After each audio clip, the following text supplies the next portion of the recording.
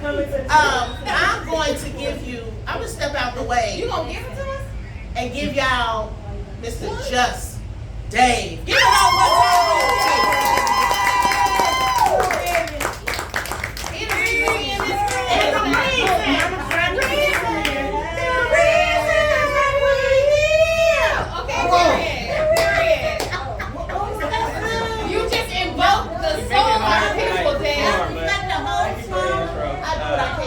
Hello everybody, my name's Dave, or I go by just Dave. And first I'd just like to say thank y'all for coming. I literally, every time I get up here, I just enjoy these poetry rooms and the support that we get for doing poetry, so thank you. Tonight I kind of prepared just kind of my favorite poems of 2025. The year's coming to a close. I hadn't got a chance to really feature and really do a full set in a while. Talk your shit, sir. Trying to do some events. So yeah, I'm just gonna quote a little bit. I'm gonna kind of ask up front, not in a whatever way, but just no rewinds, no nothing. I'm trying to prepare myself for some stuff that's coming next year. So I'm gonna kind of flow through my show. If that's cool. Can I get a cool? Cool.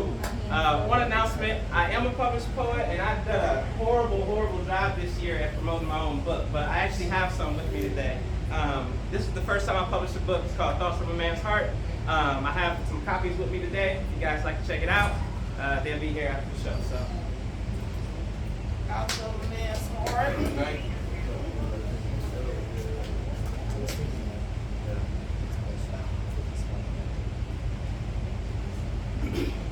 All right, so I'm gonna kind of just walk myself through the year.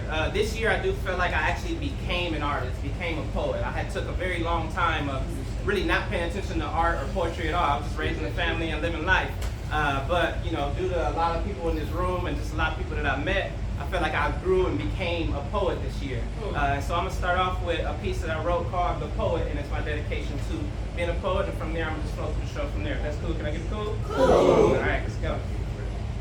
Lord knows I need something to fill this void.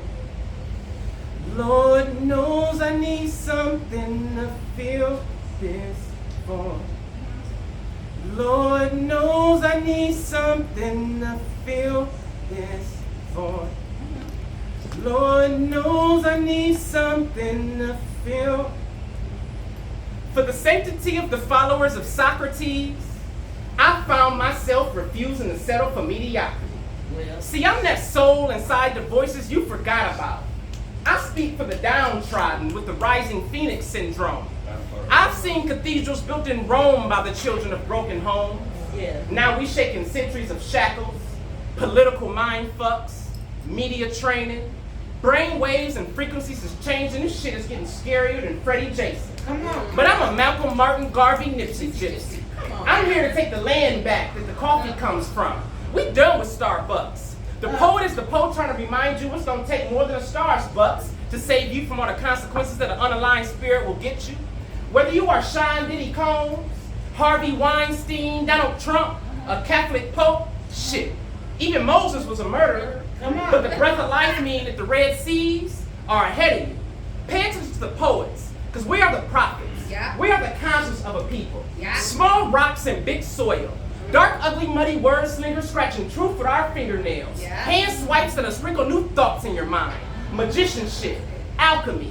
Reiki teaching, heat-seeking word missiles with the answers to the shit that you're gonna feel next. Ow. Safe sex. The poet. We fuck up old thought patterns. That's why I stayed inside my speaker box. Because I knew this gift would eventually require me to speak this truth or box. And I'm not talking Tyson Paul or Tyson Todd. I'm talking about my purpose-filled match with God.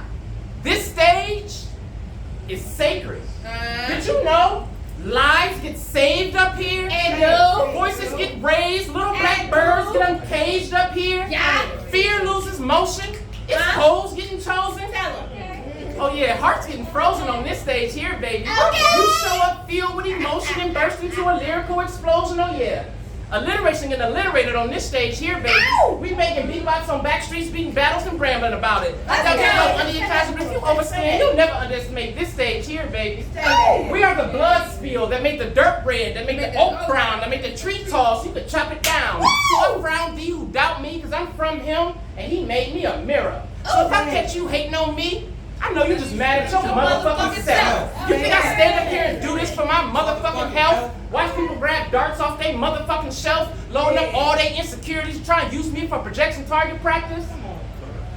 Oh no, not me, my friend. I, Santiago, me turning to the wind, swooping through versions of you haven't met yet. Then return to the now and shout your future to you through this microphone. See, I'm that broken home that broken homes, taking the I need to habits for my needle habits. I'm heaven sent and crack bent. I'm a fentanyl infused heroin survivor who thrives under heated water. I'm rock solid. Toledo Jeep built for it, fucking tough. So when I prophesize to you, enough is enough.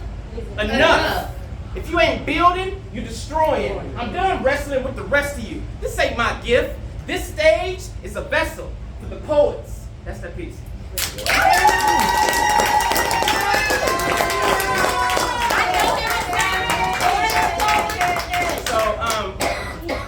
becoming a poet or becoming anything, I'm a true believer in life and death. And you kind of have to kill some things off in order to become new things. You're trying to guess which one I'm gonna do. I really hope it's that one. I think I just wanted it to be that. Which one?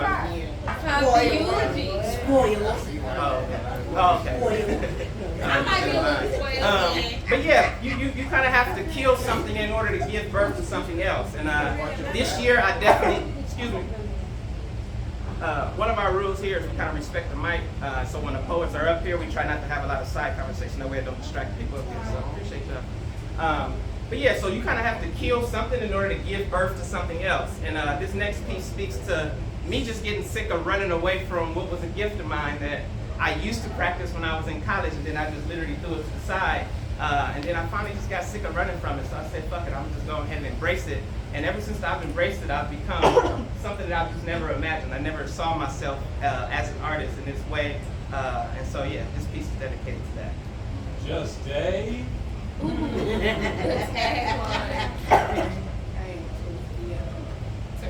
Human beings in a mob. What's a mob to a king? What's a king to a God? What's a God to a non-believer who don't believe in anything? Today's the day that yesterdays are remembered as being forgot. And those rotten seconds that used to tick you off, now tick off to memory with the passing of the next minute. See, this life, we're in it to experience the sour so that the sweet is appreciated with the passing of the next hour. So before I let sorrow and sadness devour my happiness, I'd rather be covered by dirt and flowers on a showery day, casted by my own clouds of accomplishments because I'm sick of running. I can't recall a time in my life where I'm not running to something, from something, towards someone, or away from someone else. I'm just running. Like life's this treadmill I wake daily, then run to. I think I'm running through shit, but I ain't went nowhere, and they made 2 nickels to run into. I'm just running, planning escape routes in every neighborhood I move into. Just in case I gotta run from this imaginary motherfucker, my anxiety keep telling me don't wake up and murder you. I'm just running, away from bill collectors, scam callers, panhandlers, begging ass family members, bad energy, lack of synergy, friendly enemies, away from the idea that just because we blood, it don't mean that you kin to me. I'm just running, away from myself, away from my health, away from this 40-year-old belly hanging over my belt. I gotta start running, away from niggas who think that attention is currency, or away from women who think that their currency sits in between their knees. I'm just running, away from 15-year-old me who got the news that Red ran the red light driving the car he stole. He was running away from reality. My nigga Red, he didn't make it. I didn't know how to take it, so I went to a basketball court, got lost in a fast break, up and down the sidelines, just running. Away from the idea that at that young age, I had lost a friend and nobody ever even spoke to me about it. It's like these fucked up neighborhoods desensitized as conscious from asking kids how they even felt about it or if I had felt anything at all. But I'd experienced enough trauma by teen to know the pain was coming, so I just started running into this race inside my head. With God, I've experienced internal peace more fascinating than my exterior reality. So if I don't respond or go quiet into introverted solitude, I'm not running from you, I'm running to me. See, I've experienced everything in here that I was looking for out there. Love, peace, calm, grief, grace, and the face of God. His love is as still as the Red Sea on Sundays. It exists most deeply in the now. His confidence manifests through this accepted sense of knowing that he is worth surrendering all of my forthcomings because I'm tired and I'm done running away from these tears that sit at the edges of my eyelids. But they won't fall. Pregnant with guilt, birthed by anxious thoughts of broken yesterdays, so they just lay. Staring over the cliff of my pupils like mourners at funerals. I decided to grow, and so I wrote my own eulogy, deaf to this version of me. This morning, I woke up feeling brand new. I jumped up feeling my highs and my lows and my soul. But my goal, I finally stopped smoking. I stopped drinking, but I was thinking I had my reasons just to get. And some days, you gotta have a sense of delusion for achievement because everything that exists in your now is nothing on an asset sheet. So I seek short-term comfort, bending her ass backwards over my satin sheets. Escapism, or maybe I'm just pacifying soft spots and simply living in pleasure while I wait for my prior requests to release into the universe. Laws of detachment, but I've been attached since a newborn baby plucking baby milk from baby nipples. It could all be so simple, but it ain't. My love life more complex than simple sex on Diddy jets, heading to count my money with Sam Bernstein, heading to Jeffrey Epstein's island. And I can't be mad at Hollywood, because after 21 years of going to so-called church, I didn't understand the Virgin Mary story until Mel Gibson put Passion of the Christ on the big screen. Maybe I was too focused on the dress code or thrown off by pastors like Marvin Winans who wasn't good at selling dope, so we started selling songs instead. Or maybe I was distracted by that big white man with his arms out hanging over his head. Where there's smoke, there's mirrors and cream to be made. But my reflection ain't no better than my battle with my yesterdays allow it to be. This morning, I woke up feeling brand new. I jumped up feeling my highs and my lows and my soul. But my goal, I finally stopped smoking. I stopped drinking, but I was thinking I got my reasons just to get. And some days, just to get up. when you going through shit, here come the cliches. You gotta find love in those tears. Or how about solitude in the chaos? Or here's one of my favorites, especially during hurricane season. In the center of the worst storms, that's where the calm is, son. I guess I'm on the outside, because I ain't there yet. I still got an ego full of unsturdy frustration held up by this pride and self, both built by this world's attempt to destroy me. So about those tears that sit at the edges of my eyelids that won't fall, or the lip-rattling smile that won't crack open, or the joy stuck in the crevices of the concrete that birthed me, hold still. You'll get your chance to shout soon, and lucky for you, I still have a longing for pure love that supersedes my secret desires to seek vengeance. Even evil has a purpose, lessons. Some more harsh than others, but they all stream blood through the veins that keep my heart warm. And then in a dream, God appeared as another reminder. He said, you won't be a shepherd too long, so fear not the struggle, King David. She's beautiful. Thank you.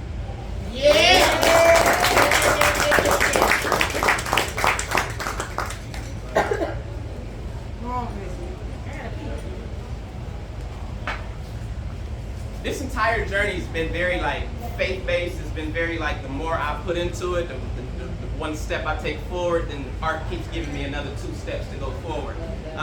One of the pieces that brought me out of writer's block was a piece that I just kind of wrote about my dad and my experience of not having him around. I'm the product of 4 generations of drug addiction. Great-grandparents were alcoholics, grandparents were heroin addicts, my dad was on crack, and my brothers have been dealing with fentanyl. It's the life I know. I've only known drug addiction in my life.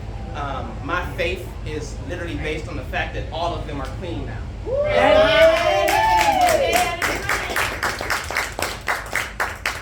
And so it's this art thing, this poetry thing, it's a spiritual thing. It's the more when you give to it, the Spirit feeds you and it gives you whatever it is that you need. There's been times where I'll pray and be like, hey, God, give me direction, and He literally sends me a poem. And I'll be like, that wasn't what I was, but that's just how it comes, you know? And so I'm going to close out with this piece that kind of just pays homage to getting the message. Love that.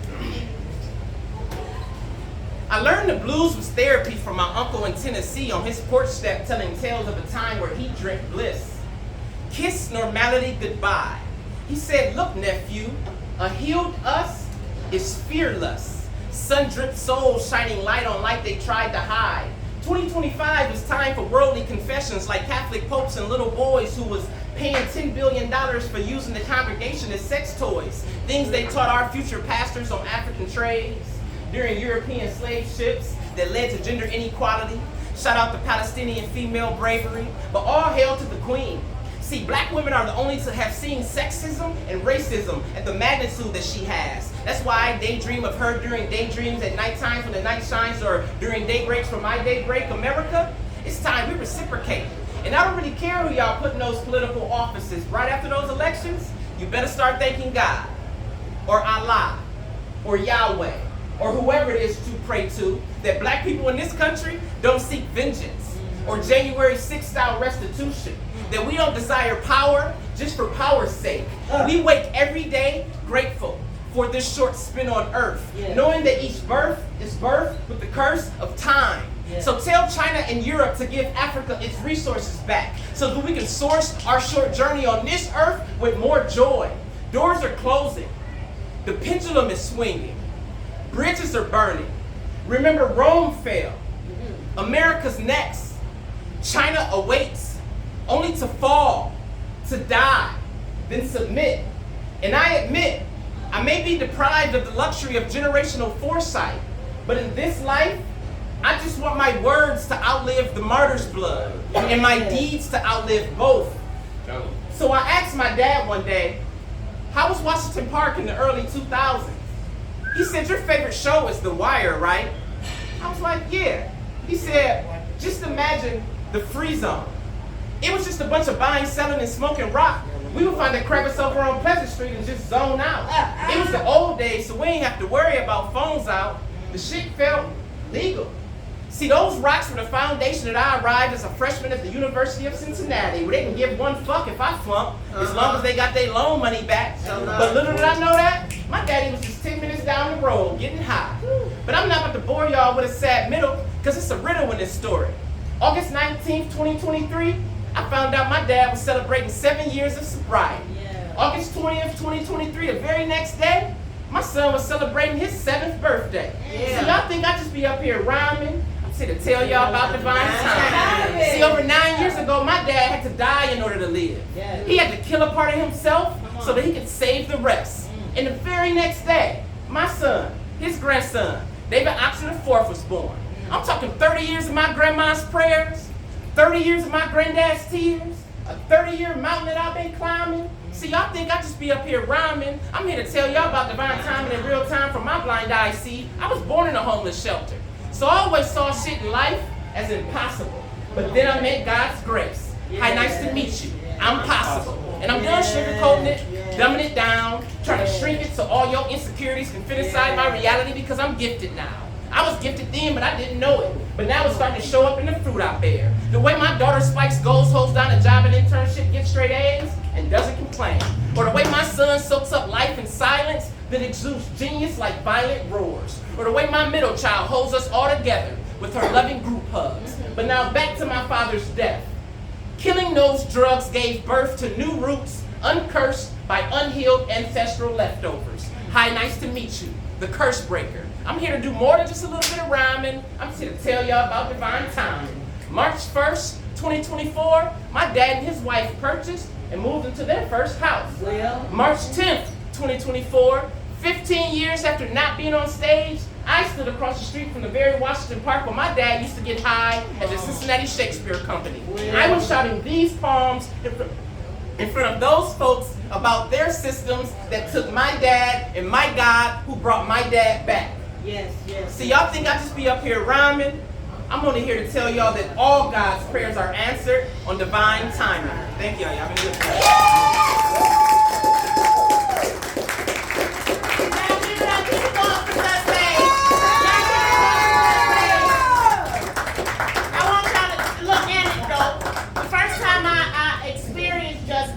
He did that poem. Yes. And it's been my favorite ever since. Same. It's been my favorite ever Same. since.